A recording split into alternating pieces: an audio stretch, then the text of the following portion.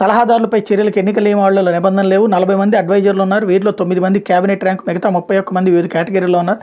వీరిపై వచ్చే ఫిర్యాదులపై ఎలా వ్యవహరించాలో మీరే చెప్పండి. ఎన్నికల సంఘాన్ని కోరిన సీఓ రాష్ట్ర ప్రభుత్వ సలహాదారు సజ్జల రామకృష్ణారెడ్డి గేర్ దాటుతున్నారని, ప్రభుత్వ సలహాదారు పదవిలో ఉండి రాజకీయ నేతలు వ్యవహరిస్తున్నారని అందిన ఫిర్యాదుపై ఏం చర్యలు తీసుకోవాలో రాష్ట్ర ఎన్నికల ప్రధానాధికారి ముఖేష్ కుమార్ మీనాకు పాల్పోవడం లేదు. సజ్జల ఓ వైసీపీ కార్యకర్తల విపక్షాలపై విషయం చిమ్ముతున్నారని టీడీపీ రాష్ట్ర అధ్యక్షుడు అచ్చెన్నాయుడు గత నెల 24 ఫిర్యాదు చేశారు. మీడియా సమావేశాలు ఏర్పాటు చేసి ఆరోపణ చేశారని, ఇది ఎన్నికల కోడ్ ఉల్లంఘనైన సజ్జలపై ఎన్నికల సంఘం చర్యలు తీసుకోవాలని డిమాండ్ చేశారు.